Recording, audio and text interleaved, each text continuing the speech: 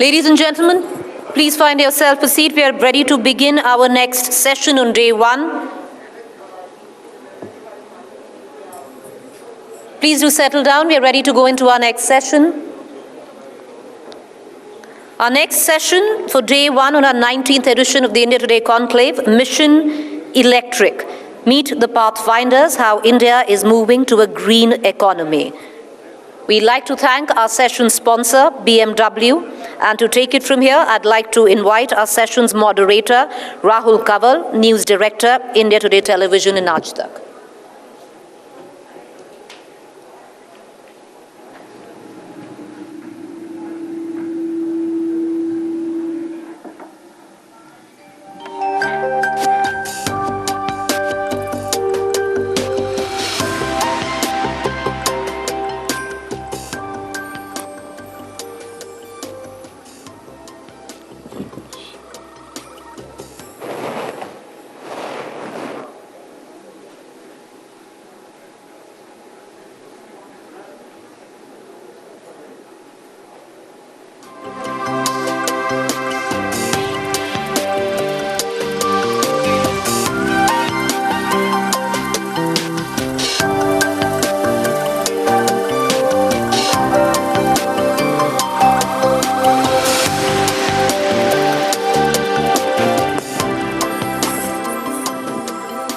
Hello and welcome. Is India on the cusp of an electric vehicle revolution? Are EVs going to replace fossil fuel powered vehicles, and to what extent? And how soon is this transformation likely to happen? Will it happen at all? Or are EVs just the newest fad in town which are all about hype and hoopla but don't really amount to very much on the ground?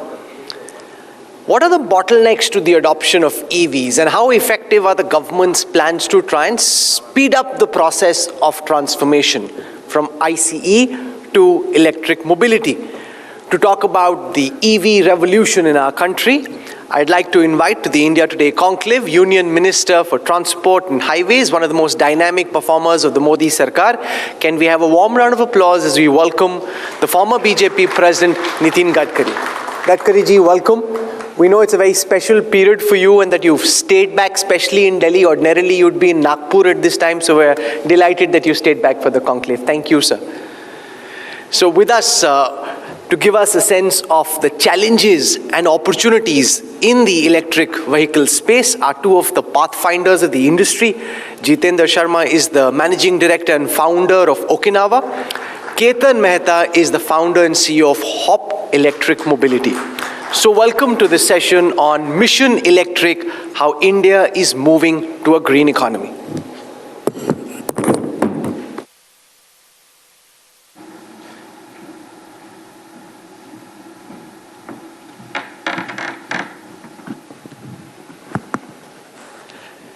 Gadkari ji, can I begin by asking you to talk about your vision for electric mobility in India, and how soon you see India moving from being a country powered largely by vehicles which run on fossil fuels to a country which predominantly runs on electric mobility, and do you see it happen at all?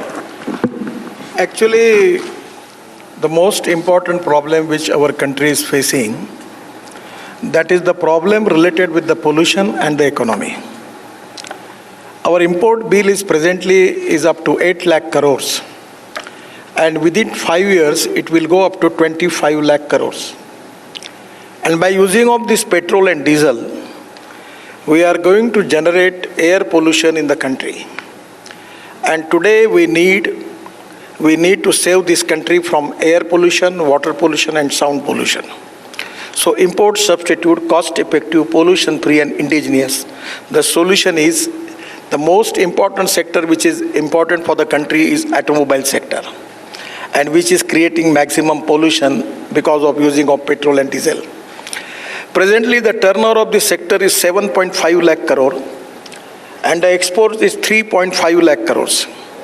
Overall GDP contribution is 7.1%, and manufacturing GDP is 49%. The most important thing that this is the number one sector in the country creating job for 50 million people. And this is the number one automobile manufacturing sector which is supporting to our economy. And now, my dream is to make Indian automobile sector as the world leader, the number one in the world. The all reputed brand in the world, all are present in India.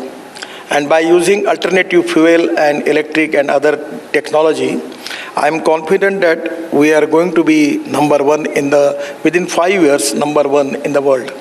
One of the important, interesting thing about electric vehicle is, electric car sales increased by 140% globally compared to previous year. This is the fact. Government across the world spent $14 billion to support e-car sales. So how you can imagine how potential is that? $125 billion spent on purchase of EV across the world. The globally public charging station reached to 1.3 million units, and world is exploring charging option for heavy duty electric trucks, development of mega chargers of 1 megawatt of power capacity. So this is the scenario. So here is the potential for India, that the intelligent engineering capability, the young talented manpower, availability of raw material, reducing the production cost, not compromising with the quality. Sky is the limit that we can be a world leader in the sector.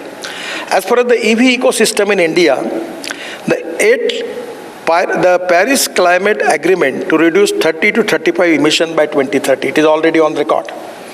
So 30% our target is up to 2030, 30% private car will be electric, then 70% commercial vehicle will be electric, 40% buses will be electric, and 80% 2 and 3-wheelers by 2030 will be electric. Every time you are asking me the question that how it is going to happen. It is neither you need any propaganda for that. Now the going by petrol car, the cost is 10 rupees per kilometer. Going by diesel is supposed to be 8 rupees per liter.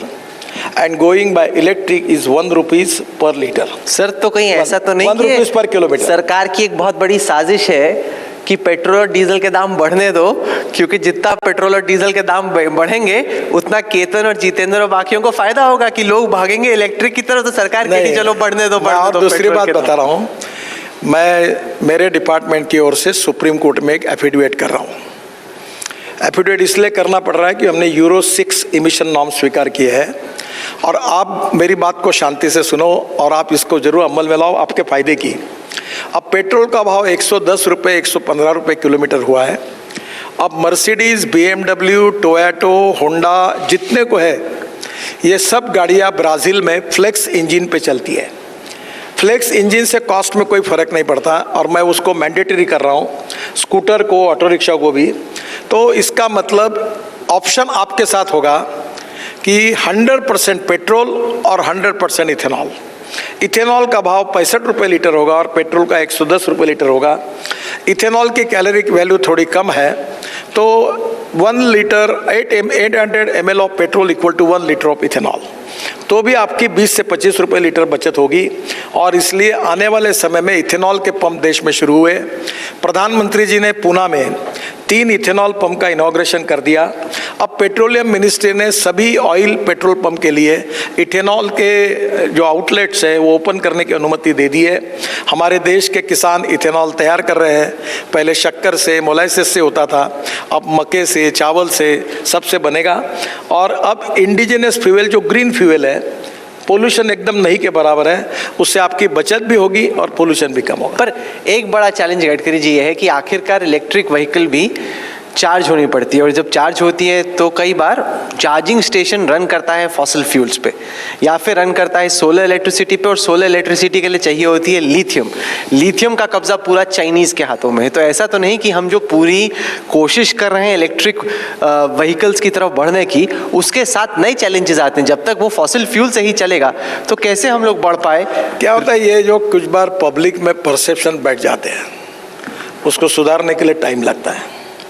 पहली बात ऐसी है कि lithium ion battery 81% India में बनती है। अब इसका पहले जो रेट था उससे 35 से 40%, 50% रेट कम हो गया है। दूसरा, हमने जो कार स्क्रैपिंग पॉलिसी लाई है उसमें से जो अभी सेमीकंडक्टर का शॉर्टेज वर्ल्ड में है, जो लिथियम और एल्यूमिनियम, और इसके साथ साथ इसमें जो स्क्रैपिंग होगा इससे लिथियम भी मिलेगा और एल्यूमिनियम भी मिलेगा। तो ये जो स्क्रैपिंग पॉलिसी इतनी अच्छी है कि हमारे देश में इतने व्हीकल भंगार में है, और अब वर्ल्ड का हमने पोर्ट का जो ड्राफ्ट है वो 18 मीटर कर दिया है। दुनिया का भंगार हमारे देश में हम लाएंगे और पूरा उससे कॉपर एल्यूमिनियम इंपोर्ट करने के बजाय वो पूरा हम लोग स्क्रैपिंग से निकालेंगे तो कॉस्ट भी कम होगी। और मैं आपको बता देता हूँ, ये पूरा एक पब्लिक में चर्चा होती कि पूरे चाइनीज़ ने लिथियम आयन की सब माइंस ले ली है, अब लिथियम आयन वर्ल्ड में कहीं है नहीं है, उसका शॉर्टेज है। तो पहली बात, लिथियम आयन का कोई शॉर्टेज नहीं है, उसकी कॉस्ट कम हो रही है। दूसरी बात, बैटरी केमिस्ट्री में लिथियम आयन के साथ एयर आयन और मेटल आयन दो टेक्नोलॉजी है। उसमें lithium ion, sodium ion, zinc ion और स्टील आयन, एल्यूमिनियम आयन, इस पर रिसर्च चल रहा है, इसरो में चल रहा है, IITs कर रही है, DRDO कर रही है, और हमको मिला भी है, उसमें ब्रेक थ्रू भी मिला है। आने वाले दिनों में इलेक्ट्रिक बैटरी में हम लोग आत्मनिर्भर बनेंगे और निश्चित रूप से हम उसको एक्सपोर्ट करने वाले बनेंगे, इतना पोटेंशियल है। और हमारे लोग अर्जेंटीना में हैं, वहाँ भी दुनिया में लिथियम माइंस को भी ले रहे, और मुझे नहीं लगता lithium ion is a problem. पर जब तक लिथियम आयन चलेगा उसके बाद ये केमिस्ट्री बदलेगी और हमारा एल्यूमिनियम, जिंक, सोडियम आयन भी आएगा और ग्रीन हाइड्रोजन भी तुरंत आ जाएगा।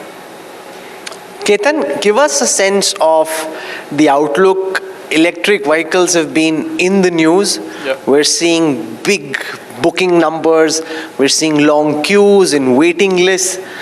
So how do you see the industry evolved? Are you getting a sense that it's a very crucial inflection point where the EV industry finds itself in right now? No, I think this particular year has been transforming for this industry. I can tell you from ground reality that the target which sir has set, I think 2030 onwards, every single vehicle which will be sold will be electric, 110% sure.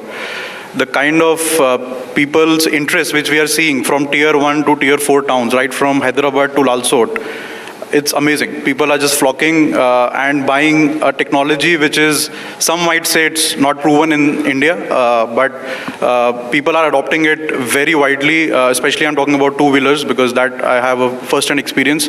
Our stocks get finished overnight. It's crazy.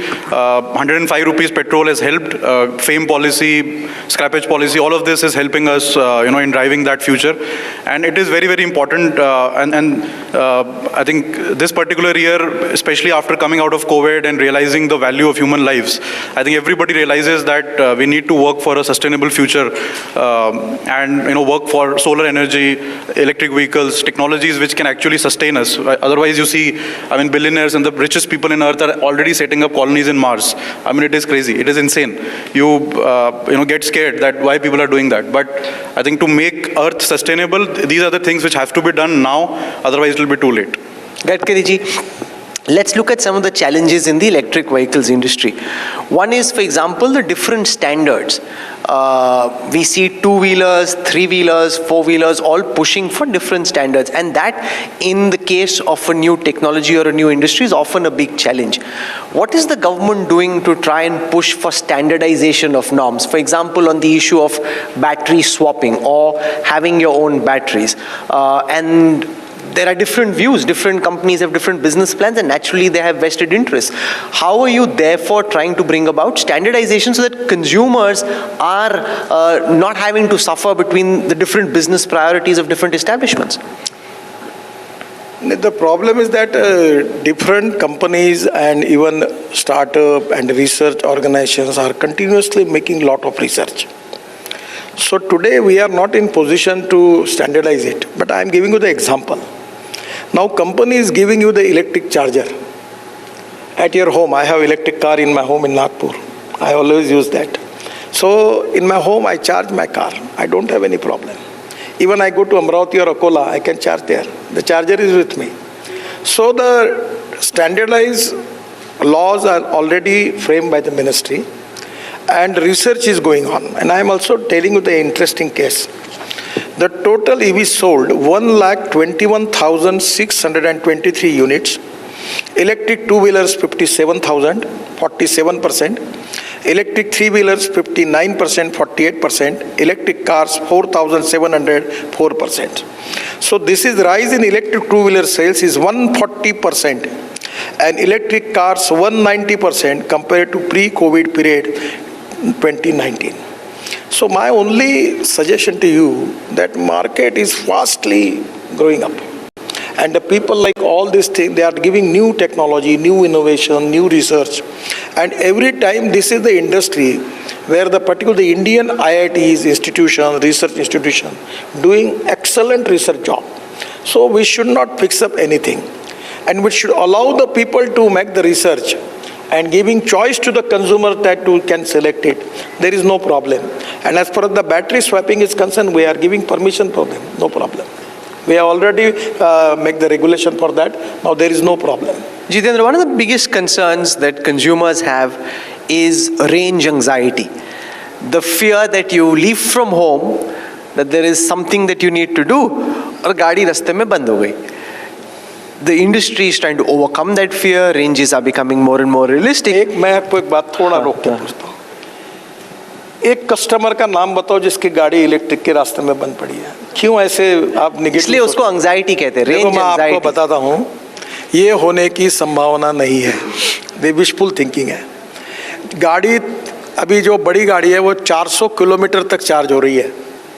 और एक व्यक्ति जो हिंदुस्तान में average scooter, और आपकी गाड़ी है समझो, आप दिन भर में दिल्ली में घूम घूम के कितना घूमते होंगे? 100 किलोमीटर.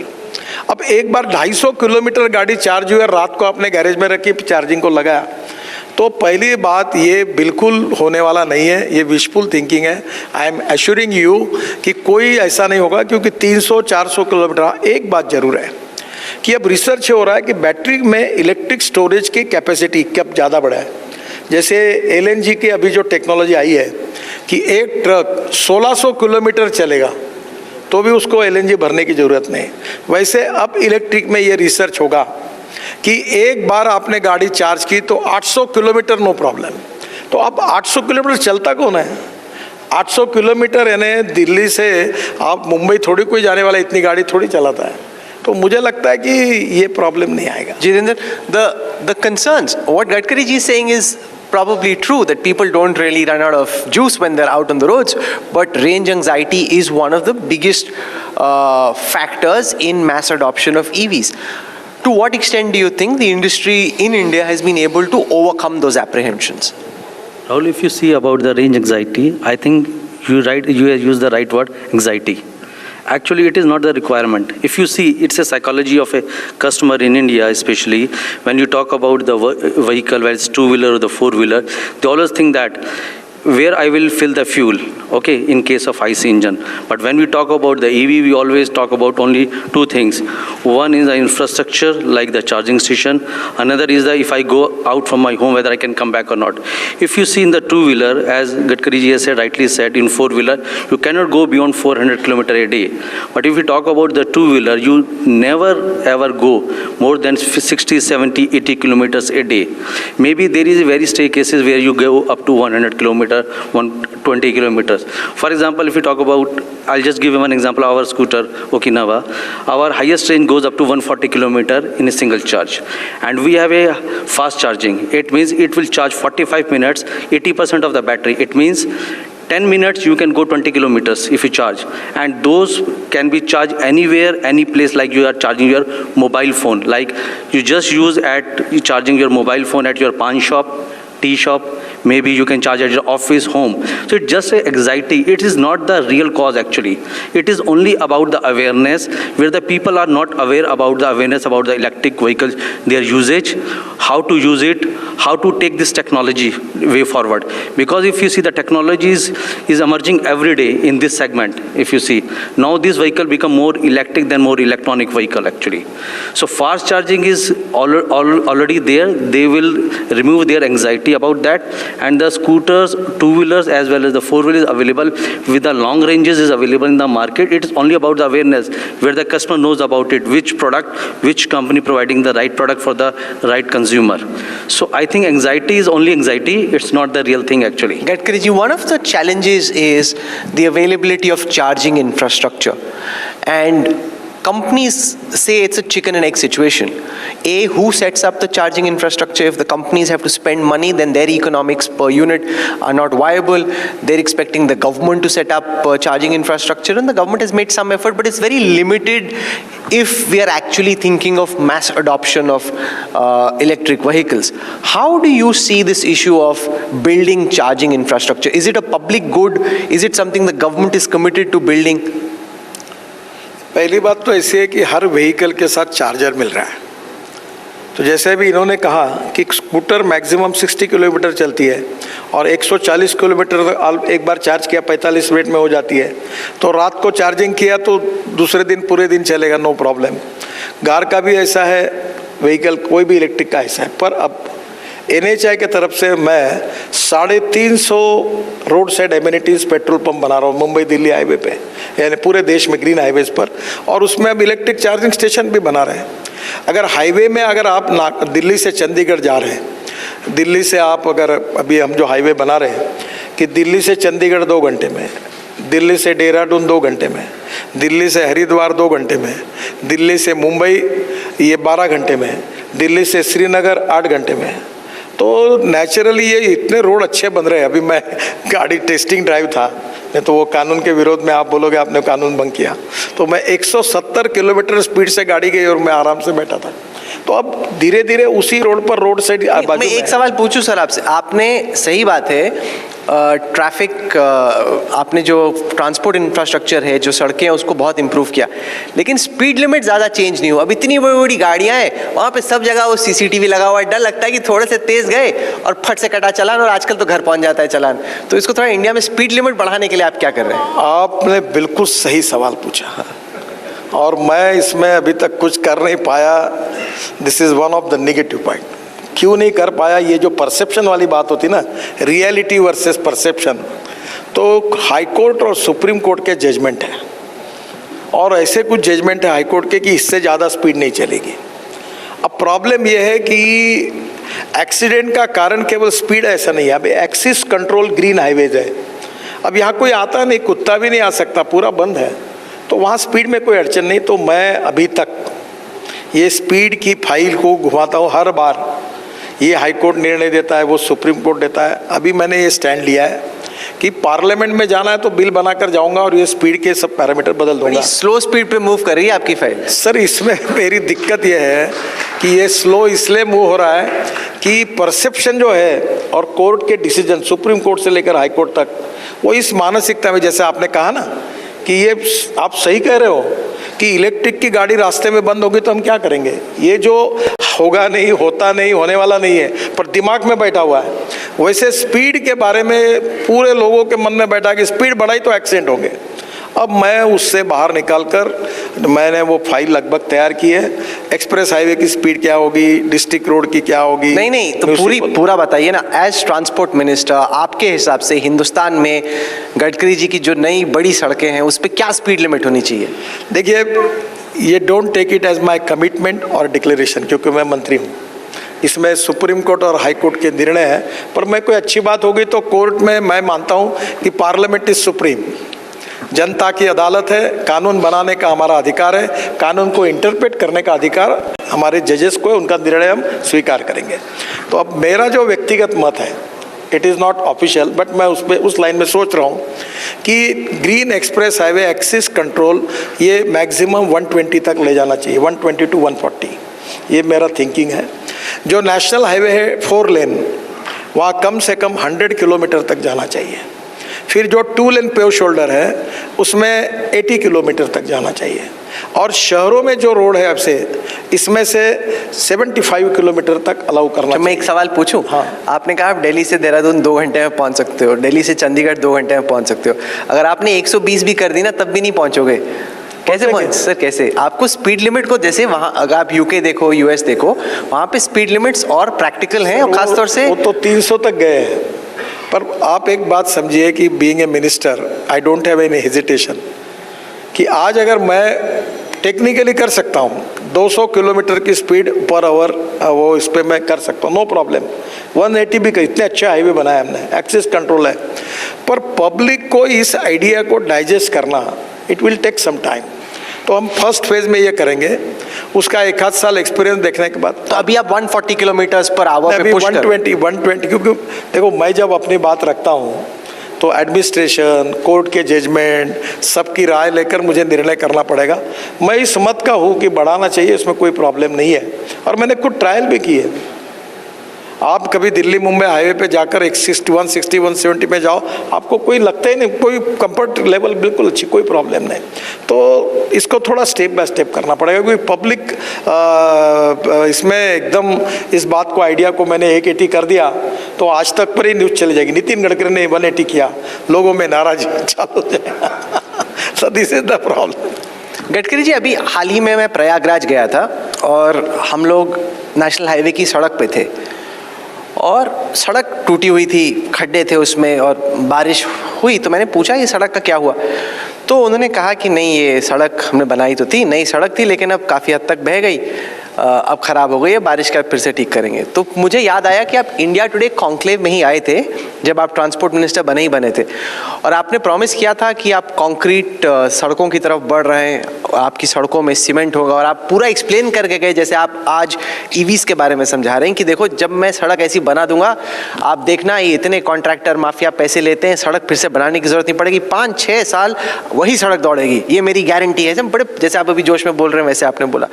तो उस टाइम पे मुझे स्ट्राइक किया कि मैं आपसे ये सवाल पूछूंगा कि आपने प्रॉमिस किया था कि सड़कें आपकी खराब नहीं होंगी। अब जो आप सड़कें आप बना रहे हो, मतलब जो आप सेंट्रल गवर्नमेंट जो स्पॉन्सर करिए, वो भी सड़कें बारिश में बह जाती हैं।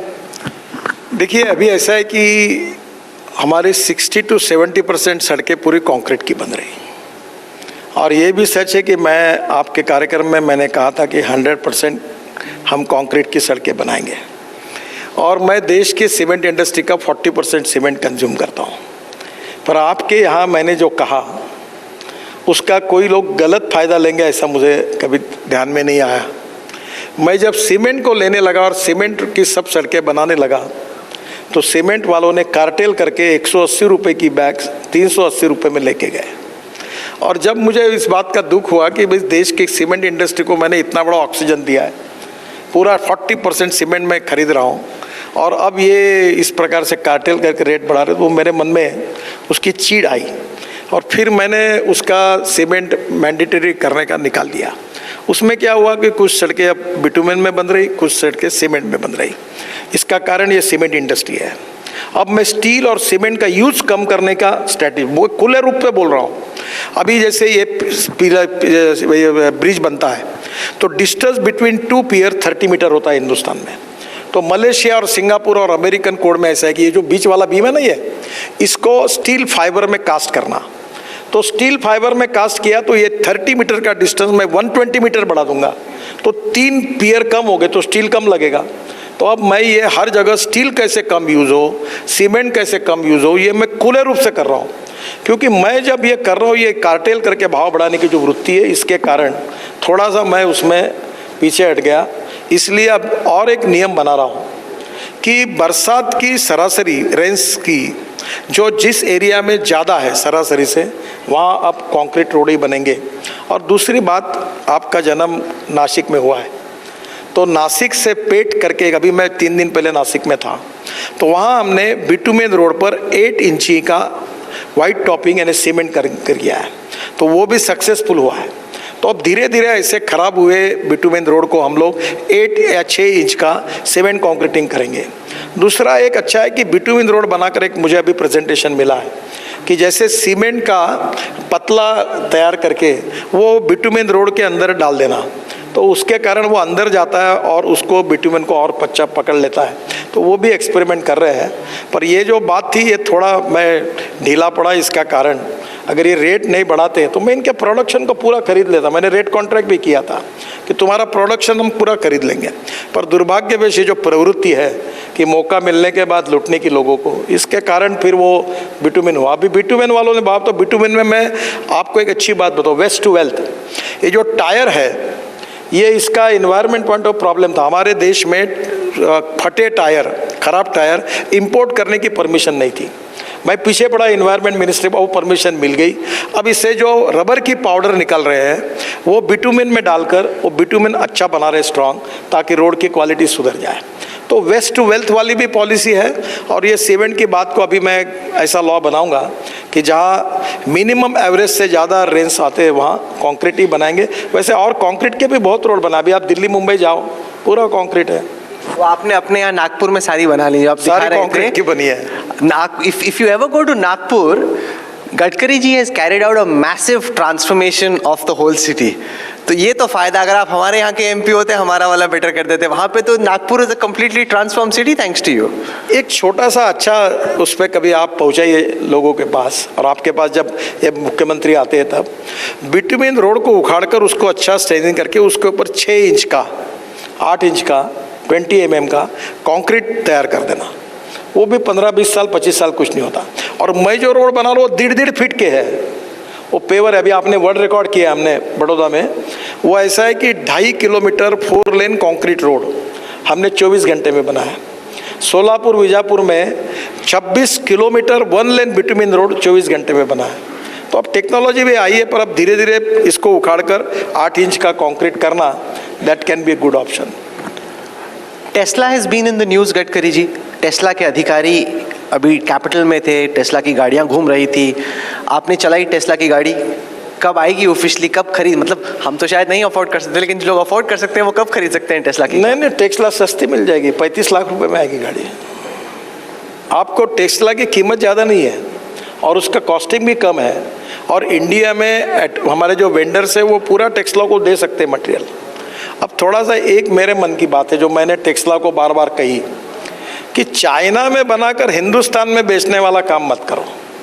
हिंदुस्तान में आओ, हमको मदद करते हैं, यहाँ हमारे वेंडर्स हैं, हमारे यहाँ बनाओ, हमारे यहाँ बेचो, हमारे यहाँ से एक्सपोर्ट करो। जो मदद चाहिए आपको हमारी सरकार करेगी।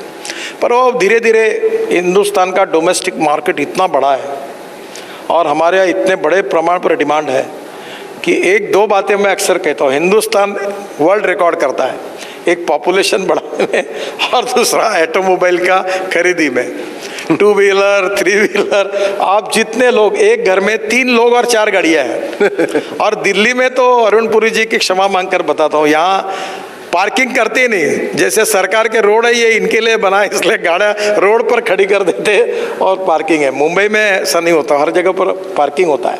तो अब धीरे धीरे इसमें कोई नहीं कि टेस्ला को आएगी, अभी मार्केटिंग उनका शुरू हुआ है, मुझे लगता है कि आएगा। और दूसरा, टेस्ला के बराबर और एक अमेरिकन ब्रांड है, वो भी ऑलरेडी उसका भी मैन्युफैक्चरिंग शुरू हुआ है। दूसरी बात जो बहुत, अब टेस्ला तो अच्छी है, मैंने चला, इतनी लाइट सुंदर है, टेक्नोलॉजी बहुत ही बेस्ट है, उसकी बराबर की टेक्नोलॉजी अब टाटा ने कोई कम अच्छी कार नहीं बनाई इलेक्ट्रिक की, ये लैंड रोवर ने अच्छी नहीं बनाई है, यह सब जितने लोग टोयोटो बना रही है अभी वो उन्होंने भी अच्छी बनाई है। अब ऑल इंडियन ब्रांड्स, मर्सिडीज हो, BMW, जितने यहाँ हैं वो भी लगातार रिसर्च कर रही। देखो सबसे बड़ी इंटरेस्टिंग बात है, मैं इनका धन्यवाद दूंगा, ये यंग टैलेंटेड लड़के जो है हिंदुस्तान के, ये इतना रिसर्च कर रहे हैं, छोटे छोटे स्टार्टअप इतनी न्यू टेक्नोलॉजी ला रहे हैं। मैं मानता हूँ कि 2-4 साल में ये सब टेस्ला के बराबर रहेंगे। आपको एक वो उसने अभी उनके फैक्ट्री के इनॉग्रेशन के लिए मैं जा रहा हूँ, ओला वाले भाविश अग्रवाल, वो आशिया का सबसे बड़ा,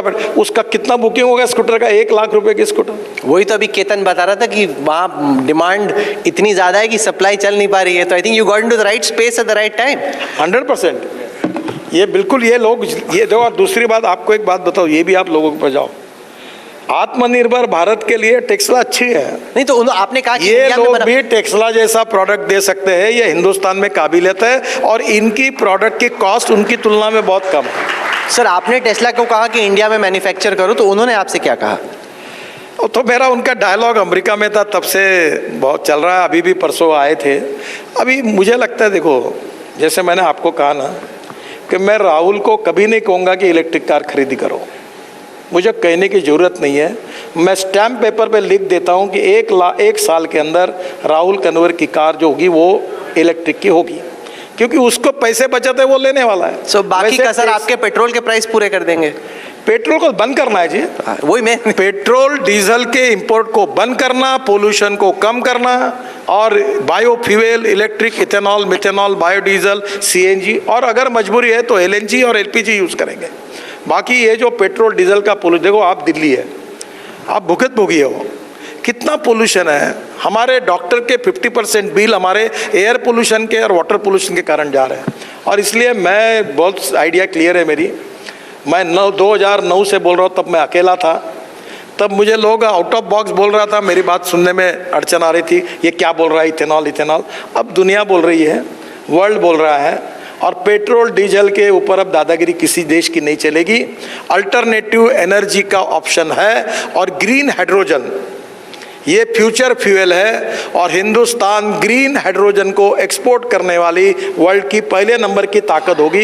ये प्रधानमंत्री जी ने ग्रीन हाइड्रोजन मिशन बनाकर दिशा दी है, और उसमें भी इतना काम हो रहा है कि we will be the world leader. जैसे अभी ये क्रूड ऑयल पर डिक्टेट कर रहे हैं ना टर्म, वैसे हिंदुस्तान ग्रीन हाइड्रोजन के ऊपर अपनी टर्म डिक्टेट करेगा। So Ketan, you are very fortuitous. You've got these lovely tailwinds. Part of it could be being at the right place at the right time. But part of it is just this mass adoption globally from ICE, combustion engines to electric vehicles.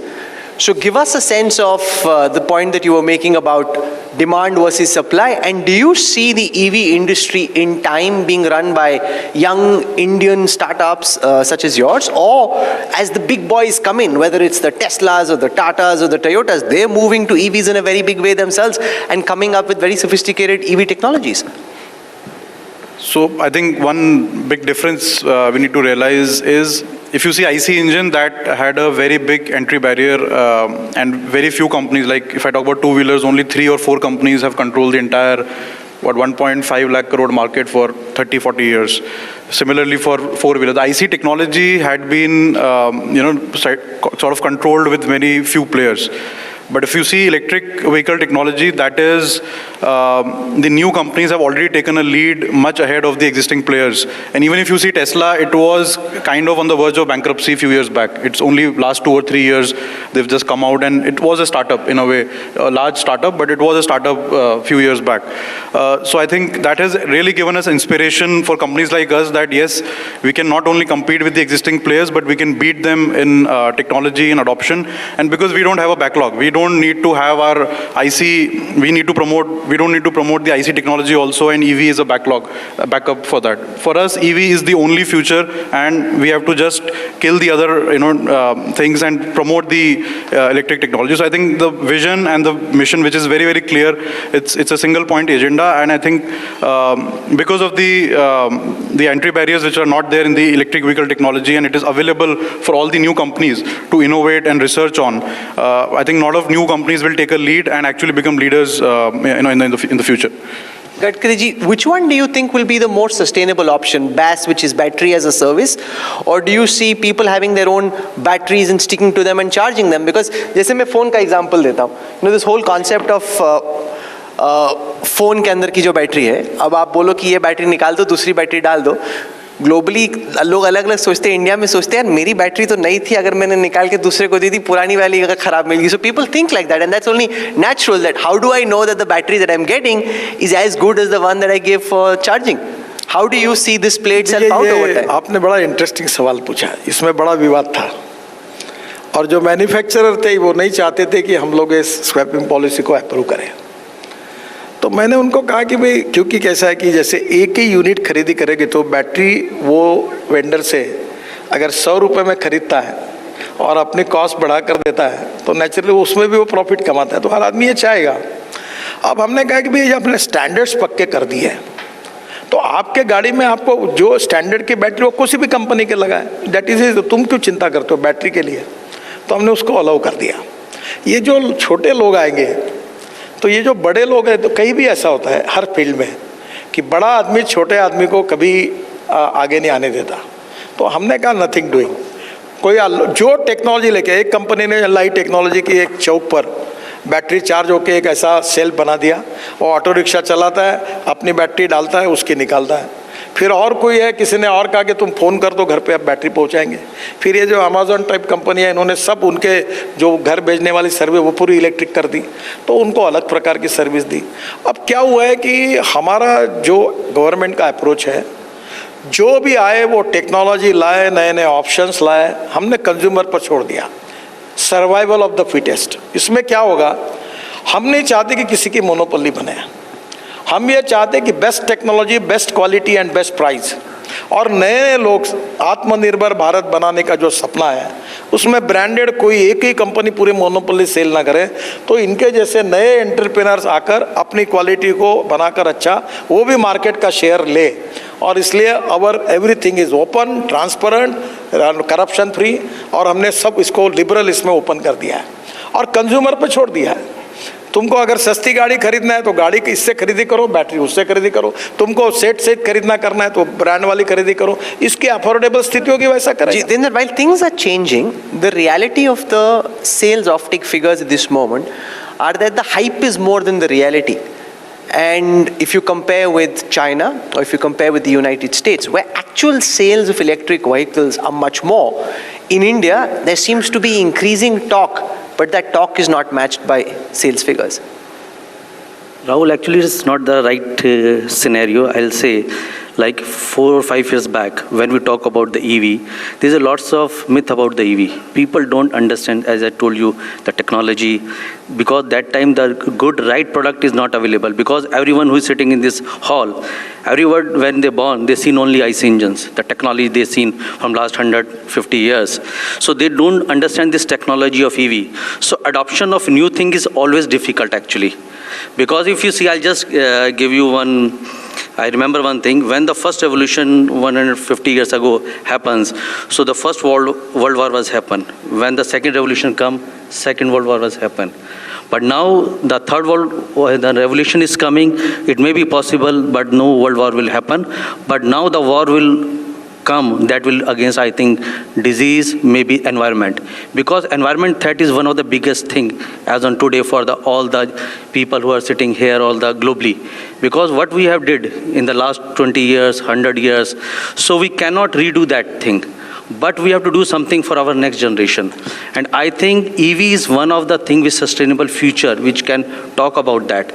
And now, as you said, like US or the other country, developed country, where the EV is taking offtake, it's okay. But now the India is also coming into that path, maybe another down the line 2-3 years, you will see a growth path will be multiple fold. It will not in a 10%, 20%. I think it will be 400%, 500% like this. So when we talk about IC engine, they sold 20 million vehicle a year, but EV is less than 1%. But if you see this year, next 2-3 years, I think this growth will be going to be 30% market capture in next 3-4 years. So I think it is going to happen in India. Because whenever new things come, revolution come, innovation come, and the technology evolving, as Gadkari said, maybe the startup, of course, just to convince the successful people is always difficult.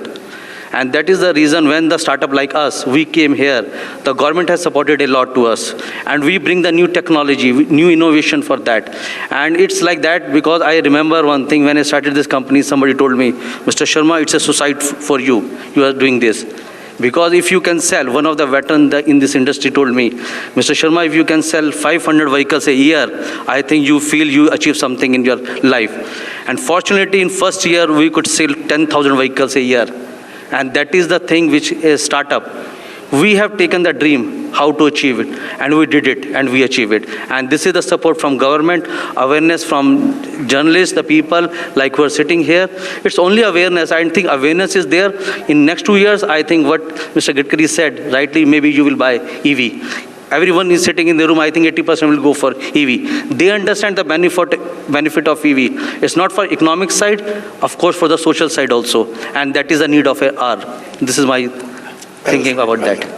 Gadkari ji, as we come to the end of this session, I want to ask you, in your term as Transport Minister, what is the one achievement that you're most proud of?